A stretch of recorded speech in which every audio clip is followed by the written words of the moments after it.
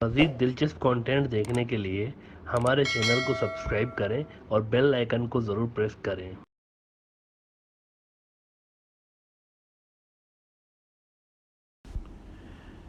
गुज़िश्ता सदी में जब वर्ल्ड वार 2 ख़त्म हुई थी तो यूके, जो कि तब एक बहुत बड़ा सुपर पावर था दुनिया का, वहाँ पर लेबर पार्टी जीत के आई थी। यूके में इंतखाबात के बाद लेबर पार्टी जीत के आई। अच्छा, उन दिनों वहाँ जो अहम तरीन मुद्दा था ना, वो इजराइल के क़याम के हवाले से था। यूरोप और बरतानिया में रहने वाले जो यहूदी थे वो शदीद दबाव डालने में लगे हुए थे बरतानिया पे कि वो ये ऐलान बस कर दे कि फ़लस्तीन के अंदर हमारी प्रोटेक्शन के नीचे यहूदी मुल्क बनेगा।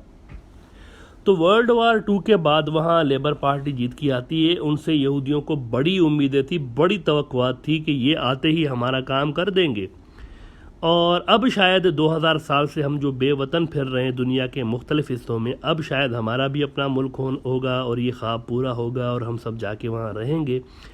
लेकिन लेबर पार्टी उनकी तवक्कुआत, उनकी होप्स के बरखिलाफ़ पुरानी पॉलिसी ही लेकर चलती है। उसने यूके से फ़लस्तीन जाने के लिए यहूदियों की इमिग्रेशन पर बैन लगा दिया हुआ था।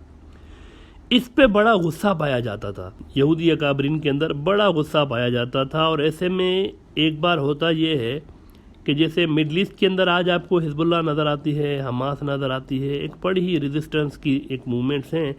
ऐसे ही क्या हुआ कि 1940s में फ़लस्तीन के अंदर एक मुसल्लह ग्रुप था जिसका नाम था हगाना। लेकिन ये यहूदियों का मुसल्लह ग्रुप था जो कि फ़लस्तीन के अंदर कार्रवाई करते थे। तो जब यूके ने फ़लस्तीन के अंदर इजराइल की क़याम वाले फ़ैसले पे बेदिली का मुज़ाहरा किया तो हगाना के 2 लीडर थे, यिज़्राईल गलीली और मोशे स्नेह। ये एक अहम मीटिंग करते हैं और एक मूवमेंट शुरू करने का, एक जूइश रेजिस्टेंस मूवमेंट शुरू करने का ऐलान करते हैं। इसका नाम भी वो यही रखते हैं, जूइश रेजिस्टेंस मूवमेंट। और ये बरतानिया के जो फ़ौजी थे, उनके जो शहरी थे, उन पे हमले शुरू कर देते हैं फ़लस्तीन के अंदर। ये एक गोरिल्ला तंजीम थी। यरूशलेम का एक मशहूर होटल है किंग डेविड होटल, जो कि सैयदना दाऊद अलैहिस्सलाम के नाम पे है। इस पे इन्होंने एक बहुत बड़ा हमला किया जिसमें 91 लोग मारे गए और इन्होंने रेल की पटरियाँ उड़ाई। इन्होंने ब्रिटिश पुलिस के जो स्टेशंस थे उन पे हमले किए।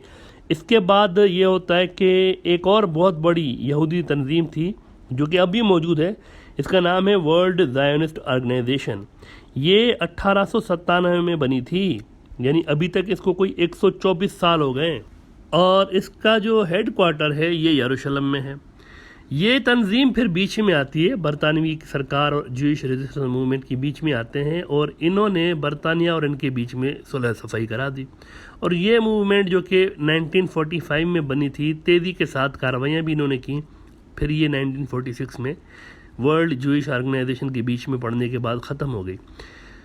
और इसके अगले ही साल फिर 1947 तक ये क्लियर हो गया था कि बरतानिया इजराइल को फ़लस्तीन का कब्ज़ा देने जा रहा है। हालांकि इनको इसका कोई अथॉरिटी, कोई राइट नहीं था। फ़लस्तीन फ़लस्तीनियों की ज़मीन थी, बरतानिया को कोई हक़ नहीं पहुंच रहा था कि वो किसी और की ज़मीन के मुस्तकबिल का फ़ैसला करें। ये ऐसे ही है जैसे अगर इंडिया के किसी सूबे का फ़ैसला अमेरिका या पाकिस्तान या कोई और मुल्क करे तो कैसा महसूस होगा, या फिर जैसे पाकिस्तान या बांग्लादेश के किसी सूबे का फ़ैसला कोई और सुपर पावर करे तो ये इनजस्टिस है। वैसे ही इनजस्टिस फ़लस्तीनियों के साथ हो चुका है ना। इसमें यह चीज़ नज़र आ रही है कि बरतानिया ने लचक का मुजाहरा नहीं दिखाया तो इनको मिडल ईस्ट में सक इन कर दिया गया था 40s में, पिछली सदी में। अच्छा, 1946 के बाद आ जाएं आप, आज के टाइम में आ जाएं। ऑलमोस्ट 75 साल बाद हो ये रहा है कि एक और बहुत बड़ी सुपर पावर है जो कि मिडल ईस्ट का करता धरता रहा है रिसेंट पास्ट में, अमेरिका बहादुर।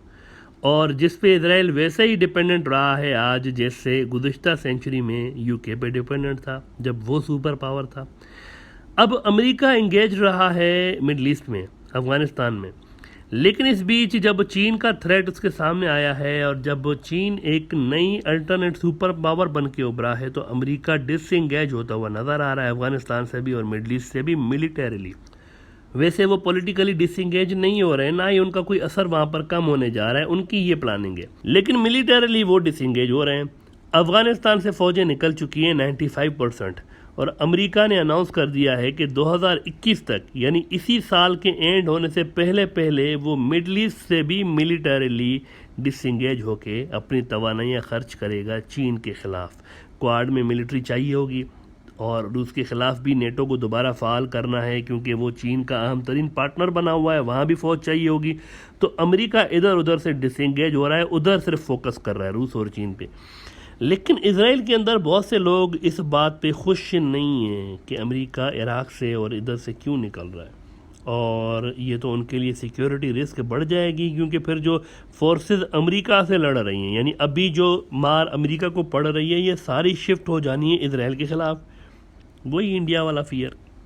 इंडिया भी खुश नहीं था ना अमेरिका के अफ़गानिस्तान से जाने से, वो भी यही कहते रहे हैं कि अगर अमेरिका यहाँ से गया तो ये सारे ग्रुप्स जो हैं ये इंडिया को तंग करेंगे, कश्मीर के अंदर ख़ास तौर पर। अब वहाँ मिडल ईस्ट से तो अमेरिका जब निकलेगा वो देखेंगे, लेकिन यहाँ से अफ़गानिस्तान से तो वो निकल गया ना। अलबत्ता मिडल ईस्ट से अमेरिका के निकलने पे अभी भी सवालिया निशान लग चुके हैं। हिजबुल्लाह और ईरान के क्लैशेस शुरू हो गए दोबारा। इसराइल के जहाज़ों ने लुबनान पे एयर रेड्स की। पहले तो जवाब में हिजबुल्लाह ने फ़ौरन कोई 20 रॉकेटों की भरमार कर दी उनके ऊपर। अब ये रिसेंट 2-3 दिनों का वाक़या है। अब अमेरिका यहाँ पे क्लैशेस चाहता नहीं है, वो मिडल ईस्ट से साउथ चाइना सी पे फोकस करना चाहते हैं। और इजराइल की हुकूमत ये बात जानती है कि अमेरिका यहाँ पर गड़बड़ नहीं चाहता, इसीलिए उन्होंने कहा है कि हम बड़ी जंग नहीं चाहते। 2006 से लेकर इजराइल लबनान बॉर्डर पर कशीदगी नज़र नहीं आई ज़्यादा। 2006 में हिजबुल्लाह और इसराइल की जंग हुई थी जिसमें हिजबुल्लाह ने बड़ा भरपूर हमला किया था और विक्ट्री हासिल की थी।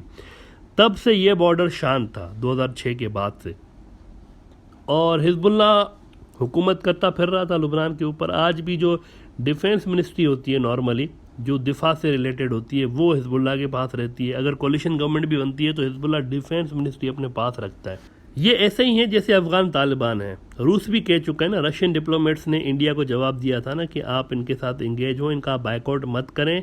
अफगान तालिबान ऐसे हैं जैसे हिजबुल्लाह है, ये उसी टाइप की कोई चीज़ है, यानी हुकूमत में रहते हैं और इनका एक फिर अपना नज़रिया है। लेकिन कहने की बात यह कि 2006 से लेकर जब ये जंग ख़त्म हुई थी लुबनान और इजराइल की, तब से लेकर ये बॉर्डर शांत था। लेकिन अब 3 दिनों से वहाँ पर वक्फे से इंसिडेंट्स हो रहे हैं उस बॉर्डर पर। ना अगर ये जंग यहाँ शुरू हो जाती है तो अमेरिका साउथ चाइना सी तो भूल जाए ना। ये जो मिडल ईस्ट है शायद दुनिया का सबसे ज़्यादा कॉम्प्लिकेटेड और हसास इलाका है, इसीलिए दुनिया की हर बड़ी ताकत आपको यहाँ मिलती है इस रीजन के अंदर अपना असर बढ़ाने के लिए।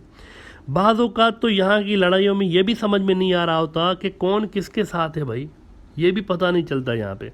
अब अमेरिका ये तो चाह रहा है कि ईरान से दोबारा वो जौहरी मुआहदा करे और यहाँ से कट ले, लेकिन व्हाट इफ़ मुआहदा नहीं हो पाता ड्यू टू सम रीजंस। अगर इजराइल ये मुआहदा नहीं करवा लेता, अगर इजराइल इसके बीच कोई गेम खेल जाता है और मुआहदा नहीं हो पाता तो फिर क्या होगा? क्या अमेरिका उसके बावजूद यहाँ से फ़ौजें निकाल लेगा अपनी? और अगर लेट सपोज मुआहदा हो जाता है लेकिन फिर भी यहाँ जंग छिड़ जाती है अगर इजराइल की और उसके इर्द गिर्द जो बाकी मुल्क हैं सीरिया लुबनान, इनकी अगर जंग छिड़ जाती है तो फिर तो अमेरिका नहीं निकल पाएगा ना। तो मिडल ईस्ट एक जाल की तरह है, इसका फ्यूचर प्रेडिक्ट करना बहुत ही मुश्किल है।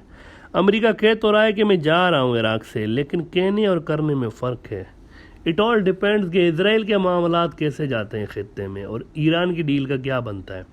अगर तो इजराइल के मामलात शांत रहते हैं, जिसकी भरपूर कोशिश अमेरिका ने की हुई है, वहाँ पर एक जो सख्त किस्म का हुक्मरान था नेतन्याहू, उसको भी उन्होंने तड़ी पार कर दिया हुआ है और उसकी जगह पर अपनी कोई नई हुकूमत लेकर आ गए हैं, कोलिशन गवर्नमेंट।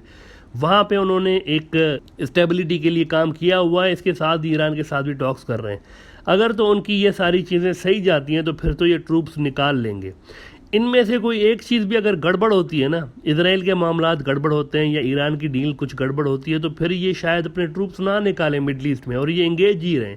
और अगर इनके ट्रूप्स यहाँ रहते हैं मिडल ईस्ट में तो ये चीन और रशिया के लिए बड़ा ही ज़बरदस्त काम होगा, उनके लिए तो बड़ा ही ज़बरदस्त काम होगा। वो इनको यहाँ पर ही इंगेज ऐसे कर लेंगे जैसे उन्होंने अफगानिस्तान के अंदर इनको इंगेज किया था। मज़ा लेते रहे पॉपकॉर्न लेकर, बिल्कुल जैसे टीवी पे फिल्म नहीं देखते, तो यहाँ पे भी वही सब कुछ हो सकता है अगर अमेरिका इंगेज हो गया मिडल ईस्ट में। अब देखते हैं कि इजराइल के मामलात कैसे जाते हैं और ईरान की डील का क्या बनता है। यही चीज़ डिसाइड करेगी कि अमेरिका मिडल ईस्ट से जा रहा है या मिडल ईस्ट के अंदर मज़ीद रहेगा वो।